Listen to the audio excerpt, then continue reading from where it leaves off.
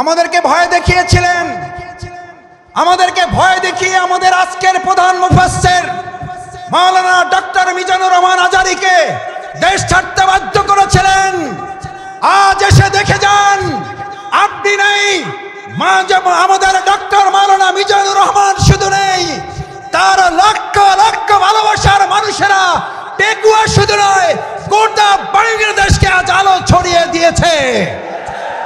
আপনারা সাইদি সাহেবকে হত্যা করেছেন, এক সাইদি রহমানের অনুপস্থিতিতে লক্ষ সাইদি আমাদের তৈরি হয়ে কোরআনের দাওয়াত পৌঁছে দিচ্ছে।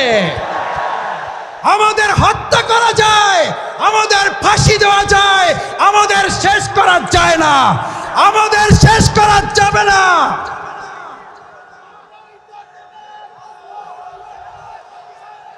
সম্মানিত ভাই এবং বন্ধুগণ, সম্মানিত ভাই এবং বন্ধুগণ, ফালা খাউফুন, সুতরাং আমাদেরকে আপনি ভয় দেখাবার কে? যারা আমাদেরকে ভয় দেখিয়েছেন, 17 বছর এই বাংলাদেশের 18 কোটি নাগরিককে আপনারা ভয় দেখিয়েছেন। শেষ পর্যন্ত আপনারা ভয় দেখাতে দেখাতে এতটা ভয় পেলেন যে আপনারা দেশের জেলখানায় পর্যন্ত জায়গা হলো না, আপনাদেরকে দেশ ছেড়ে পালাতে হলো। আমরা সবাই এখানে কি দুনিয়ার কোন শক্তির কাছে এসেছি নাকি আল্লাহর শক্তির কাছে এসেছি? কার কাছে এসেছি? আমাদের এই সমস্ত ব্যবস্থাপনার যিনি সহযোগিতা করেছেন, সেটা কি দুনিয়ার কোন শক্তি নাকি আল্লাহর শক্তি? আমার ভাইয়েরা, হযরত ইব্রাহিম আলাইহিস সালামকে যখন আগুনে পুড়ে পরীক্ষায় উত্তীর্ণ করার জন্য আল্লাহ তাআলা সিদ্ধান্ত নিয়েছিলেন, আপনাদের সকলের মনে থাকার কথা, হযরত ইব্রাহিম আলাইহিস সালামকে আগুনে ফালানোর জন্য মাসব্যাপী যখন আগুনের কুণ্ডলী তৈরি করা হচ্ছিল, সমস্ত মানুষ শুধু নয়, ফেরেশতাকুল, সমস্ত পশু প্রাণী আল্লাহর দরবারে আহ্বান করেছিলেন, দোয়া করেছিলেন, আল্লাহ এই বিরাট পরীক্ষা থেকে, নির্যাতন, নির্মমতা থেকে হযরত ইব্রাহিম আলাইহিস সালাম আপনার প্রিয় বন্ধু খলিলুল্লাহকে আপনি হেফাজত করুন। আল্লাহ সুবহানাহু ওয়া তাআলা তাকে হেফাজতের জন্য ফেরেশতাগণকে পাঠিয়েছিলেন। আপনাদের সকলের মনে থাকার কথা, হযরত জিবরাইল আমিন ইব্রাহিম আলাইহিস সালামের কাছে গিয়ে আবেদন করেছিলেন, ইব্রাহিম, আমি আল্লাহর পক্ষ থেকে আপনার কাছে এসেছি, যদি আপনার কোনো সহযোগিতার প্রয়োজন হয় তাহলে আপনাকে আমি সহযোগিতা করতে চাই। সম্মানিত মুসল্লিয়ান ইকরাম, আজ এই কথাটি আমাদের জন্য অত্যন্ত তাৎপর্যপূর্ণ। যদি কেউ মনে করেন পরিস্থিতি ভালো হয়েছে সেজন্য হয়তো আমরা এই কাজ করতে পারছি, কিন্তু আমরা এই কথাও পরিষ্কার বলি, আমাদের কাছে পরিস্থিতি ভালো হলেও আলহামদুলিল্লাহ, আমাদের কাছে পরিস্থিতি প্রতিকূল হলেও আলহামদুলিল্লাহ, আমরা শত প্রতিকূলতার মধ্যেও দুনিয়ার কোন সহযোগিতার কাছে মাথা নত না করে হযরত ইব্রাহিম আলাইহিস সালাম যেমন জিবরাইল আমিনকে বলেছিলেন, আমার যদি সহযোগিতার প্রয়োজন হয় তাহলে আমি একমাত্র সহযোগিতা গ্রহণ করব মহান আল্লাহ সুবহানাহু ওয়া তাআলার। আল্লাহ সুবহানাহু ওয়া তাআলা ছাড়া আমার কারো সহযোগিতার প্রয়োজন নেই। আজ মুসল্লিয়ানে কেরাম, আপনাদের কাছে জানতে চাই, বাংলাদেশকে যদি কোরআনের দেশ করতে হয়, বাংলাদেশকে যদি ইসলামের দেশ করতে হয়, তার জন্য যদি হযরত ইব্রাহিম আলাইহিস সালামের মতো আমাদের ত্যাগ এবং কোরবানির পরীক্ষায় উত্তীর্ণ হতে হয়, আর তার জন্য যদি সেই অগ্নি পরীক্ষায় আমাদেরকে সহযোগিতার জন্য এক আল্লাহ ছাড়া দুনিয়ার আর কাউকে না পাওয়া যায়, তাহলে আজ এই জনসমুদ্রের কাছে জানতে চাই, আমরা এক আল্লাহ ছাড়া আর কারো সাহায্য কি আমাদের দরকার হবে? আমরা কার সাহায্য চাই? কার সাহায্য চাই? একবার সেই আল্লাহকে আমরা ডাক দিতে চাই। আমরা সবাই আল্লাহকে একবার ডাকতে চাই, আল্লাহ আল্লাহ।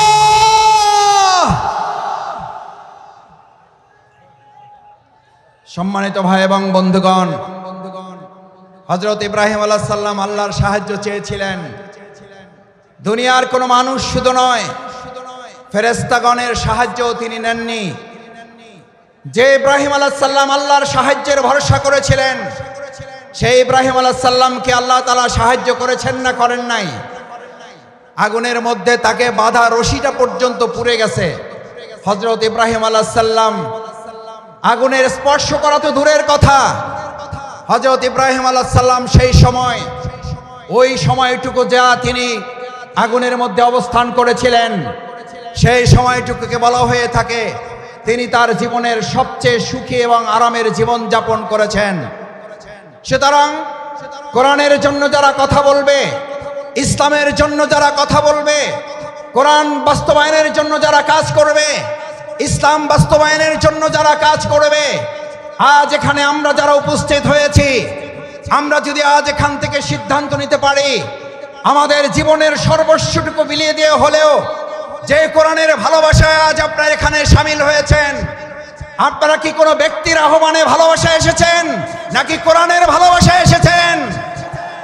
কিসের ভালোবাসা এসেছেন?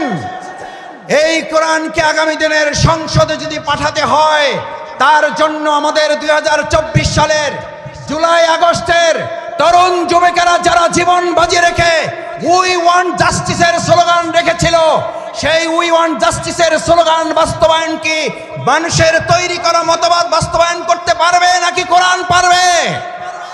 উই ওয়ান্ট জাস্টিসের জন্য তরুণ যুবকেরা আমাদের মীর মুগ্ধ আবু সাঈদরা যদি জীবন দিতে পারে, আজ তরুণ যুবক এবং আমাদের জনতাকে জিজ্ঞেস করতে চাই, আগামী দিনে কোরআনের সংসদ কায়েমের জন্য, ইসলামের সংসদ কায়েমের জন্য আরেকবার যদি জীবন দিতে হয় আমাদের, সেই জীবন দিতে আমরা কি রাজি থাকব? আমরা কি রাজি থাকব?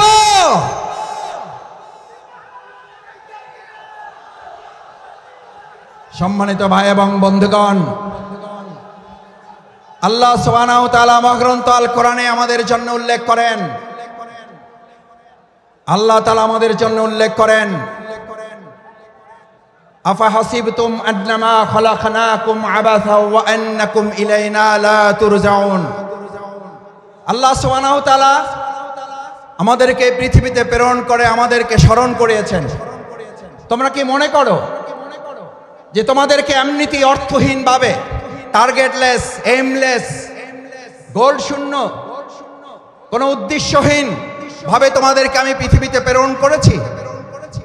ওয়া ইলাইনা লা তুরজাউন, অথচ তোমাদেরকে তোমাদের কাজ সম্পন্ন করে কি আবার আমার কাছে ফিরে আসতে হবে না? আমাদের সম্মানিত ভাই এবং বোনেরা, আমার পর্দার আড়ালের মা ও বোনেরা যারা আছেন এখানে আজ যারা উপস্থিত হয়েছি, আমাদেরকে কথা ভালো করে মনে রাখতে হবে, আজ এখানে আমরা যে কোরআনের ভালোবাসা এসেছি, সেই কোরআন আমাদের উপরে তিনটি মৌলিক দায়িত্ব অর্পণ করেছে। এক, আল্লাহ সুবহানাহু ওয়া তাআলা বলেন আফা হাসিবতুম আন্নামা খালাকনাকুম আবাসা, আমি তোমাদেরকে অর্থহীন ভাবে পৃথিবীতে সৃষ্টি করি নাই, আমি তোমাদেরকে পৃথিবীতে সৃষ্টি করেছি একটা গুরুত্বপূর্ণ উদ্দেশ্য নিয়ে। সেই উদ্দেশ্য সম্পর্কে আল্লাহ তাআলা পরিষ্কার রোড ম্যাপ ঘোষণা করেছেন। এখন আমাদের দেশের অর্থনীতি সংস্কারের প্রশ্ন উঠছে, আমাদের দেশের রাজনীতি সংস্কারের প্রশ্ন উঠেছে, পররাষ্ট্রনীতি সংস্কারের প্রশ্ন উঠেছে। আমরা আজ সংস্কারের দায়িত্বে যারা আছেন তাদের কাছে আল্লাহ তাআলার সংস্কারের রোড ম্যাপ তুলে দিতে চাই। আল্লাহ তাআলা কোরআনে ঘোষণা করেন ফা ইম্মা ইয়াতিয়ান্নাকুম মিন্নি হুদান, আমি এই পৃথিবীতে মানুষকে প্রেরণ করে তাকে একটা রোড ম্যাপ দিয়ে দিয়েছি। এই রোড ম্যাপের মধ্যে তার রান্নাঘর থেকে শুরু করে তার সংসদ ভবন পরিচালনার পর্যন্ত সমস্ত বর্ণনা আমি উল্লেখ করে দিয়েছি। সুবহানাল্লাহ। আমার ভাইয়েরা, মহাগ্রন্থ আল কোরআনের মধ্যে যে রোড ম্যাপ আল্লাহ উল্লেখ করেছেন, ফামান তাবিআ হুদায়া, যদি এটাকে ফলো করে, যদি এটাকে অনুসরণ করে, যদি এটাকেও মেনে চলে, তাহলে আল্লাহ ঘোষণা দিচ্ছেন কোন প্রধানমন্ত্রী না, কোন প্রধান উপদেষ্টা না, কোন উপদেষ্টা বৃন্দগণ নন, কোন জাতিসংঘের মহাসচিব নন, এক আল্লাহ সুবহানাহু ওয়া তাআলা ঘোষণা দিয়েছেন ফামান তাবিআ হুদায়া, তাহলে তোমরা রোড ম্যাপের আসল রাস্তা খুঁজে পাবে।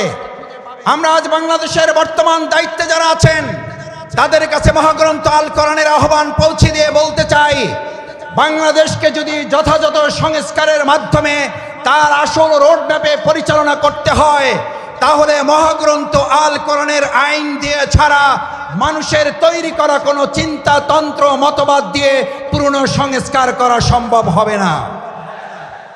ভাই এবং বন্ধুগণ, আল্লাহ তাআলা বলেন যদি এটাকে ফলো করো হুদায়া, তাহলে সঠিক পথ পাবে। আচ্ছা, আপনাদের কাছে জিজ্ঞেস করি, যদি কোরআন অনুসরণ করার মধ্যে দিয়ে সঠিক পথ পাওয়ার কথা বলা হয়, তাহলে আমাদের কাছে কি এই প্রশ্ন ওঠা স্বাভাবিক নয় যে কোরআন বাদ দিয়ে যে কোনো পথ অবলম্বন করলে ওটা সঠিক নয়, ওটা গোমরাহের পথ? কোরআন যদি আল্লাহর পথ হয়, তাহলে কোরআনের বাইরে যা মত আছে, পথ আছে, সমস্ত মত এবং পথ ইবলিসের পথ। ইমানদাররা কখনো কোরআনের পথ, আল্লাহর পথ বাদ দিয়ে ইবলিসের পথে হাঁটতে পারে না। আজ আমাদের এই কোরআন দায়িত্ব দিয়েছে, ফামান তাবিআ হুদা, তাহলে তোমরা সঠিক পথ পাবে, আসল পথ পাবে। আমাদের এই প্রিয় মাতৃভূমি বাংলাদেশ স্বাধীন হওয়ার 53 বছর পার হলেও আমরা কি অর্থনৈতিক মুক্তি পেয়েছি ভাইয়েরা? আমরা কি সাংস্কৃতিক মুক্তি পেয়েছি? আমরা কি রাজনৈতিক মুক্তি পেয়েছি? এই সকল মুক্তি আমাদের যদি পেতে হয়, তাহলে আমাদের মানুষের তৈরি করা মতবাদের দিকে নাকি কোরআনের দিকে ফিরতে হবে? আমাদের গ্রামে, আপনাদের গ্রামে আমরা সবাই একটা কথা বলি, সোজাতে হবেন, মরার আগে হবেন না। কখন হবেন? কখন হবেন? কাপড় দিয়ে যখন পায়ের কাছে একজন ধরে আর মাথার কাছে একজন ধরে, দুই থেকে দুইজন ধরে আর টানে, বলে যে আরো সোজা করো, আরো টাইট করো।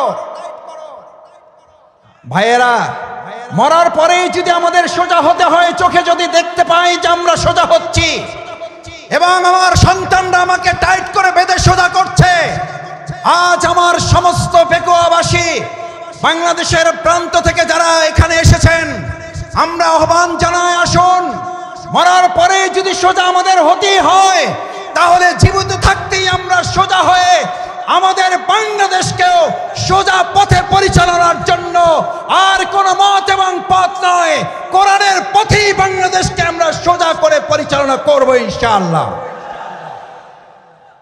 দ্বিতীয় যে দায়িত্ব আল্লাহ তাআলা আমাদেরকে দিয়েছেন, ফামান তাবিআ হুদায়া ফালা খাউফুন, কোনো ভয় নেই তোমাদের। আমার ভাইয়েরা আমাদেরকে ভয় দেখিয়েছিলেন, আমাদেরকে ভয় দেখিয়ে আমাদের আজকের প্রধান মুফাসসির মাওলানা ডক্টর মিজানুর রহমান আজারীকে দেশ ছাড়তে বাধ্য করেছিলেন। আজ এসে দেখে যান, আপনি নেই, আমাদের ডক্টর মাওলানা মিজানুর রহমান শুধু নেই, তার লক্ষ লক্ষ ভালোবাসার মানুষেরা পেকুয়া শুধু নয়, গোটা বাংলাদেশকে আজ আলো ছড়িয়ে দিয়েছে। আপনারা সাইদি সাহেবকে হত্যা করেছেন, এক সাইদি রহমানের অনুপস্থিতিতে লক্ষ সাইদি আমাদের তৈরি হয়ে কোরআনের দাওয়াত পৌঁছে দিচ্ছে। আমাদের হত্যা করা যায়, আমাদের ফাঁসি দেওয়া যায়, আমাদের শেষ করা যায় না, আমাদের শেষ করা যাবে না।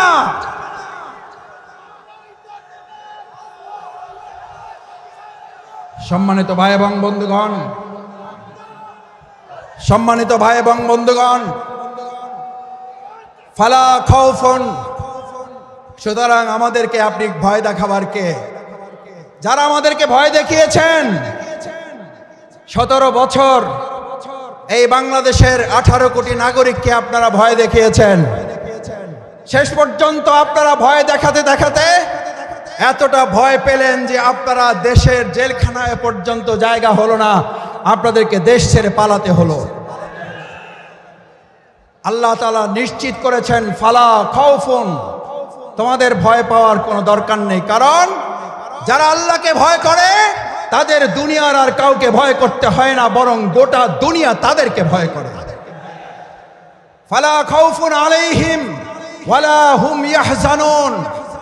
আল্লাহ সুবহানাহু ওয়া তাআলা শুধু ভয়ের ব্যাপারে আপনাকে নিশ্চিত করে নাই, আল্লাহ তাআলা বলেন, আমার এই ভয়ে যদি তোমরা উত্তীর্ণ হতে পারো, এক আল্লাহকেই যদি ভয় করতে পারো, কোন গুলি বন্দুককে যদি তোমরা ভয় না করো, তাহলে আমি আল্লাহ তোমাদেরকে এবার দ্বিতীয় নিশ্চয়তা দিচ্ছি, ওয়ালা হুম ইয়াহজানুন, তোমাদের আর কোন রকম দুশ্চিন্তা, উদ্বেগ, উৎকণ্ঠায় ভুগতে হবে না। আলহামদুলিল্লাহ, বিগত 15 বছর আপনারা ত্যাগ এবং কোরবানি, নির্যাতন, নিপীড়নের মুখে থেকেছেন, এই পেকুয়াবাসী, এই চট্টগ্রামের বন্দরের নগরীর মানুষেরা জীবন বাজি রেখেছেন, কিন্তু কোনো গুলি বন্দুক ফাঁসির কাছে আমাদের ভাইয়েরা মাথা নত করে নাই বলে আজ আল্লাহ তাআলা উদ্বেগ, উৎকণ্ঠা এবং স্বস্তির মধ্যে আমাদের এই সুন্দর একটা প্রোগ্রামের আয়োজন করার তৌফিক দিয়েছেন। এটা কার পুরস্কার? কার পুরস্কার? আমাদের পূর্ণ পুরস্কার এখনো আমাদের হাতে আসে নাই। আমাদের আসল পুরস্কার আল্লাহ ঘোষণা করেছেন, বিসমিল্লাহির রহমানির রহিম, ইযা জাআ নাসরুল্লাহি ওয়াল ফাতহ। যখন আল্লাহর সাহায্য এবং বিজয় আসে। কার সাহায্য? কার? কোন পার্শ্ববর্তী রাষ্ট্রের, প্রশাসনের, সেনাবাহিনীর, র‍্যাবের সাহায্য কার? নাসরুল্লাহ, ইযা জাআ নাসরুল্লাহি ওয়াল ফাতহ। যে আল্লাহ আমাদেরকে সাহায্য করেন সে আল্লাহ তাআলাই বলেন, আমি যখন কাউকে সাহায্য করি তার বিজয় ছাড়া আর অন্য কিছু হতে পারে না। নাসরুল্লাহ, ইযা জাআ নাসরুল্লাহি ওয়াল ফাতহ। কারণ আমার সাহায্য যেখানে যায় গোটা দুনিয়া তার বিপক্ষে থাকলেও বিজয় ছাড়া তার কিছুই হয় না। আজ বাংলাদেশে আল্লাহর সাহায্য এসেছে, গোটা কোরআনের রাষ্ট্র কায়েম হওয়া ছাড়া পূর্ণাঙ্গ বিজয় আমাদের হতে পারে না। আমাদের পূর্ণাঙ্গ বিজয় কি? আমাদের পূর্ণাঙ্গ বিজয় শুধু একজন এমপি হওয়া নয়, আমাদের পূর্ণাঙ্গ বিজয় শুধুমাত্র একজন মন্ত্রী হওয়া নয়, আমাদের পূর্ণাঙ্গ বিজয় শুধুমাত্র একজন রাষ্ট্রপতি হওয়া নয়, আমাদের পূর্ণাঙ্গ বিজয় শুধু একজন প্রধানমন্ত্রী হওয়া নয়, আমাদের পূর্ণাঙ্গ বিজয় শুধুমাত্র ইসলামী দল ক্ষমতায় যাওয়া নয়। আমাদের পূর্ণাঙ্গ বিজয় হচ্ছে আলা লাহুল খালক ওয়াল আমর, সৃষ্টি যার, আইন চলবে তার। আমার ভাইয়েরা, সৃষ্টি যার, আইন চলবে তোমার। আইন চলবে কার? আইন চলবে কার? বাংলাদেশ আজ সেরকম একটা সুন্দর কল্যাণমূলক রাষ্ট্র বিনির্মাণের জন্য এখানে যারা এসেছেন, কোরআনের প্রেমে যারা বসেছেন, কিসের উপরে বসেছেন এটা চিন্তা করেন নাই। আপনার মাথার উপরে ফ্যান আছে, লাইট আছে, বাতাস আছে নাই, চিন্তা করেন নাই। আজ এখানে যারা এই কোরবানি পেশ করে কোরআনের ভালোবাসায় সমবেত হয়ে গায়ে গা লাগিয়ে লক্ষ লক্ষ জনতা এখানে হাজির হয়েছেন, এই লক্ষ জনতা যদি আজ একটা আহ্বান এখান থেকে নিয়ে যেতে পারেন, রাসূল করিম সাল্লাল্লাহু আলাইহি সাল্লাম এরকম মজলিসকে সামনে রেখে আমার মুসল্লিয়ানে কিরামগণকে উদ্দেশ্য করে, এই জামানাকে উদ্দেশ্য করে রাসূল করিম সাল্লাল্লাহু আলাইহি সাল্লাম সাহাবীদেরকে স্মরণ করালেন। দুর্ভোগ হচ্ছে সেই মানুষের জন্য, ভালো করে খেয়াল করুন, দুর্ভোগ হচ্ছে সেই মানুষের জন্য, দুর্ভোগ হচ্ছে সেই মুসলিমের জন্য, দুর্ভোগ হচ্ছে সেই কোরআন প্রেমিকের জন্য যে আল্লাহকে ভুলে গিয়ে নিজেকে নিয়ে ব্যস্ত হয়, যে আল্লাহকে ভুলে গিয়ে নিজেকে নিয়ে ব্যস্ত হয় এবং সে নিজেকে নিয়ে ব্যস্ত হতে গিয়ে দুনিয়ার সব কিছু থেকে বঞ্চিত হয়ে যায়। আমরা কি দুনিয়া থেকে বঞ্চিত হয়ে নিজেকে নিয়ে ব্যস্ত হব না আল্লাহকে নিয়ে ব্যস্ত হব? আমার ভাইয়েরা আসুন, আজ সেই কারণে রাসূল করিম সাল্লাল্লাহু আলাইহি সাল্লাম বললেন, আব্দুল্লাহ ইবনে মাসউদ হাদিসটি বলে আমার কথা শেষ করে, আব্দুল্লাহ ইবনে মাসউদ রাদিয়াল্লাহু তাআলা আন قال قال رسول الله صلى الله عليه وسلم ويقولون ما لا يفعلون। তোমাদের মধ্যে এমন একটা সময় আসবে, কোরআন শোনার লোক থাকবে, কোরআন জানার লোক থাকবে, কোরআনের আলোকে সে হয়তো পথ চলার কথাও বলবে, ইয়াকুলুনা মা লা ইয়াফআলুন, কিন্তু কোরআনের আলোকে সমাজ এবং রাষ্ট্র পরিচালনার লোক পাওয়া যাবে না। ওয়া ইয়াফআলুনা মা লা ইউমারুন, আবার কিছু কাজ করলেও কোরআনের পূর্ণাঙ্গ রূপ বাস্তবায়ন হবে না। আজ এখানে যারা আছেন, আমরা কি কোরআন বাস্তবায়নের জন্য সবাই রাজি আছি ইনশাআল্লাহ? সবাই কি রাজি আছি ইনশাআল্লাহ? আল্লাহ মেহেরবানি করে হাতগুলো আপনার আরশের আজিমের ক্যামেরায় এগুলো তুলে নিয়ে কাল কিয়ামতের দিন কোরআনের কর্মী হিসাবে আমাদেরকে নাজাতের জন্য, জান্নাতের জন্য আপনি কবুল ও মঞ্জুর করুন। আল্লাহ এই আয়োজনকে বাংলাদেশের জন্য কবুল করুন, কোরআনের সংসদের জন্য আয়োজনকে কবুল করুন, কোরআনের রাষ্ট্রের জন্য এই আহ্বান আয়োজনকে কবুল করুন। সম্মানিত ভাই এবং বন্ধুগণ, আসুন আমরা আমাদের প্রধান মুফাসসিরে কোরআন হযরত মাওলানা ডক্টর মিজানুর রহমান আজারি হাফেজাহুল্লাহর কিছুক্ষণের মধ্যে আপনাদের সামনে কথা বলবেন। আমরা দোয়া করি অন্যান্য ওলামায়ে কেরামগণ আরও কথা বলবেন। আল্লাহ সুবহানাহু ওয়া তাআলা আমাদের এই প্রিয় মাতৃভূমিকে সব ধরনের বিশৃঙ্খলা ষড়যন্ত্র থেকে হেফাজত করুন। সকলে বলুন আমিন।